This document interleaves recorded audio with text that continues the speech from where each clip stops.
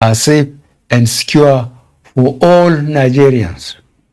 To achieve this, however, we must all contribute. It is not the job of government alone. I ask all citizens to support and cooperate with our security agencies by reporting any suspicious characters and activities to law enforcement agencies. We can only have a safe country if we are able to prevent crime, not after the crime has been committed.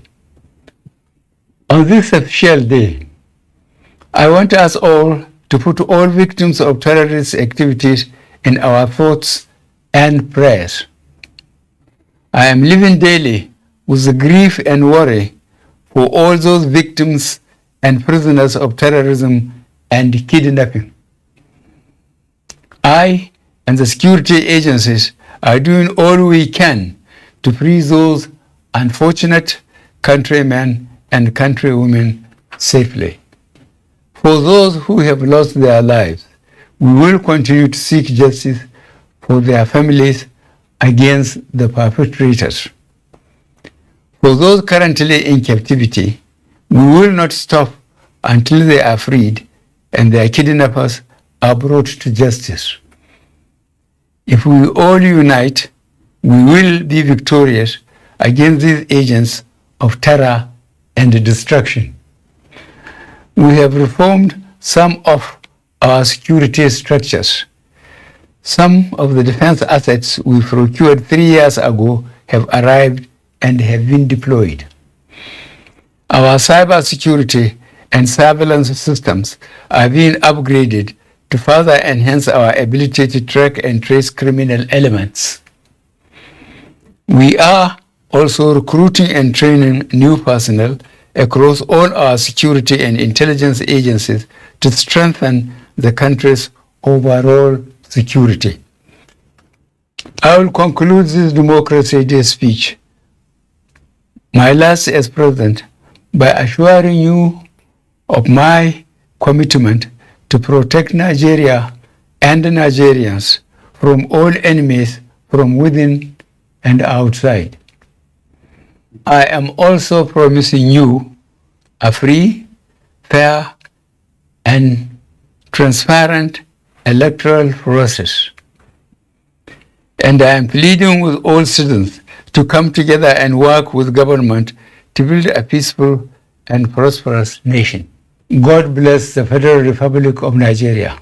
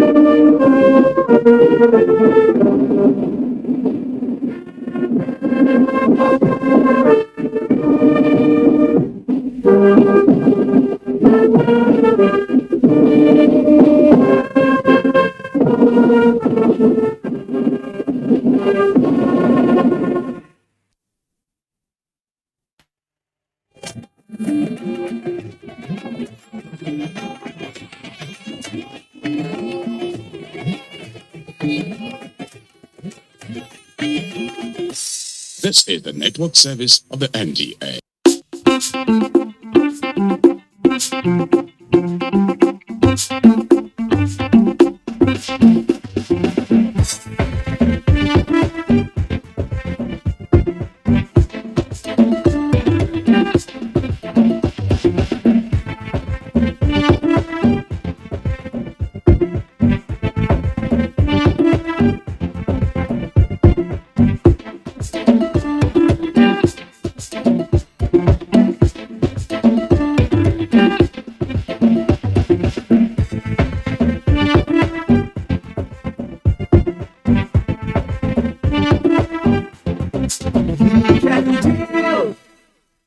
Happy Democracy Day, Nigerians. We just listened to the speech by the President of the Federal Republic of Nigeria, President Muhammadu Buhari. Very passionate, very inspiring, very motivating, celebrating democracy and talking about the focus to preserve and protect the tenets of democracy in Nigeria. Also celebrating the freedom and unity in the Nigerian democratic process. Also talked about issue-based campaigns and the level of maturity being displayed within all the political parties. Today, Nigerians, it's a special day, and we all know about the journey that has brought us to this point. On our program Weekend, we will focus on democracy, our journey, our path, where we are now, and what remains to be done. Of course, we'll also talk a bit about politics. All this and more as you stay with us on the show. My name is Thelma Obazi, and it's time to join Ayodeji Makinde for the morning news. Ayodeji, happy Democracy Day. Good morning. It's good to see you, Thelman. Happy Democracy Day, June 12. Let's begin by telling you that President Muhammadu Buhari is pleading with Nigerians to come together and work with the federal government towards building a peaceful and prosperous nation.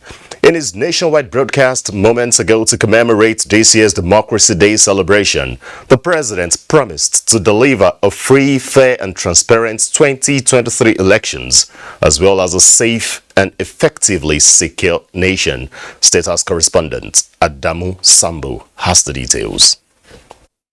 Fellow Nigerians, this is my last Democracy Day speech as your president. By June 12, 2023, you will already have a new president. The new president, President Buhari, promised will be elected peacefully and transparently.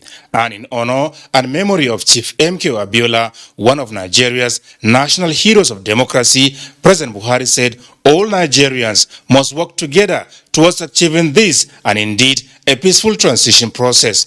He said the sacrifices, patriotism and peaceful struggles of such heroes should guide their actions when it comes to electing leaders and holding them accountable. I followed the party primaries closely from the state level to the presidential level. I was very impressed to see across all the political parties that those who won were magnanimous in their victories. Those who lost were gracious in defeat. And those aggrieved opted to seek judicial justice as opposed to jungle justice. We must sustain this mature attitude to campaigning and ultimately voting. We must never see it as a do or die affair. In the last 7 years, President Buhari explained that the governing APC has made significant investments towards reforming and enhancing the nation's electoral laws, systems, and processes to safeguard the votes of the electorate. He said both the executive, legislature, and judiciary are committed towards ensuring that the reforms are fully implemented in the next general elections. Your right to choose your government will be preserved and protected. I will therefore take this opportunity to ask all candidates to continue running issue-focused campaigns and to treat opponents with dignity. As leaders, you must all showcase high character and never forget that the world is watching us and Africa looks up to Nigeria to provide example in governance. And on the concerns by many Nigerians over insecurity occasioned by terrorist activities in parts of the country, the president assured them that the government is working hard towards finding lasting solutions, saying, however, that a safe country can only be achieved if the citizens support and cooperate with security agencies in crime prevention. I am living daily with the grief and worry for all those victims and prisoners of terrorism and kidnapping. For those who have lost their lives, we will continue to seek justice for their families against the perpetrators. For those currently in captivity, we will not stop until they are freed and their kidnappers are brought to justice.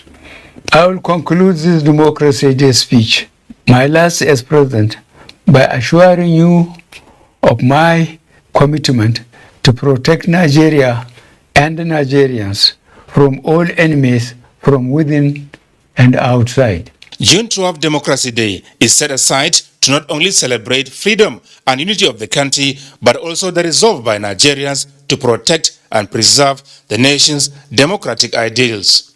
From the State House, Adamu Sambo, NTA News. To a bit of security matters, more than 5,000 army recruits have been injected into the nation's armed forces in an effort by the Nigerian army to increase its workforce in the front line and to confront criminal elements in the country. Chief of Army Staff Lieutenant General Farouk Yahaya, while addressing recruits at their passing out parade at the Nigerian Army Depot Zaria, urged them to exhibit professionalism, dexterity and tenacity in the discharge of their responsibilities. Suleiman Rigachikun reports. This is a display of 6 months regimentation training built on discipline, patriotism and commitment to serve their fatherland. Eager to move to their various commands, these 5,800 recruits received instructions from the top army chief asking them not to compromise their professionalism. Lieutenant General Farouk Yahaya said Nigerian army is reinvigorating its strategies in degrading criminal elements in the country. We are aware the country is facing numerous security challenges occasioned by activities of Boko Haram, terrorists, armed bandit kidnappers, separatist agitators, religious extremists, and other criminal elements. I wish to state that these security challenges are not unsurmountable and will soon come to an end. Their injection into the military is a boost to the manpower requirement of the nation's armed forces in addressing security threats in the country. These are situations that have become the order of the day almost everywhere in the sub-Sahara, especially because of obvious reasons. But we are glad that the Nigerian Army is containing the situation very well. While in Zaria, the Chief of Army Staff, Lieutenant General Farouk Yahaya, inaugurated infrastructure to enhance training at the Nigerian Army Depot. Suleiman Rigachikun, NTA News. In another development, the Anambra state government has matched action with its directive to demolish any building used for criminal activities. The first kidnappers hideout in Okpunoititioba in a Demili South local government area of the state has been brought down. Ndem Kalu has details. Demolition of the kidnappers' den conducted by the State Joint Security Task Force followed the report by the police of a gang of kidnappers traced to the hideout who recently attacked and kidnapped 2 persons at Oko, Orumba North Council area and another 2 persons at Ekulobia, Agwata local government area, but were pursued and tracked down. Although the hideout had earlier been raided, exhibits recovered include a gun, locally made pistol, charms, Indian hemp, among other incriminating items, as well as the arrest of some persons, including a 65-year-old man. Governor Soludo, who commended the demolition exercise, noted that the building was used as a den for criminal activities. Hence, such building will be brought down and confiscated by government, while urging the citizens to continue to provide useful and timely information. Any house again that will find kidnappers or used by kidnappers will be brought down. That's not if and what about it. Any forest where they hide must also be cleared. No place to hide for criminals in Anambra. Going forward, we are determined, and with the support of the people, we will overcome. The arrested suspects are expected to aid the police in their investigations. In Oka, Ndem Kalu, NTA News. Nigeria has joined other countries to advocate a renewed commitment from the International Labour Organization towards helping nations with least developed abilities and developing countries for the attainment of Sustainable Development Goals, SDGs, by 2030. This was part of requests by Nigerian government, employers and workers' representatives at the 110th International Labour Conference of ILO in Geneva, Switzerland. Emmanuel Ayimiro reports. With Growing inequality gaps further compounded by the impact of COVID-19, leading to slow recovery, particularly among countries regarded as least developed. Achieving SDGs by 2030 is at a great risk. This was part of Nigeria's observations while addressing the Parliament of Work in Geneva. Nigeria reminded the ILO that if the goal of not leaving anyone behind is ever to be realized, urgent efforts, supports, and contributions are required by all in a renewed commitment to multilateralism and international cooperation. The volume of job losses and the established link between social justice and global peace should provoke honest debate at this conference. The wave of insecurity, terrorism, food scarcity, rising cost of energy, impact of COVID-19, amongst others, should challenge our common humanity and shared international relations. Human-centered recovery, which we advocated at the conference last year, did not, and indeed could not, have foreseen any of this. But it is the harsh reality of the moment, and we must confront it.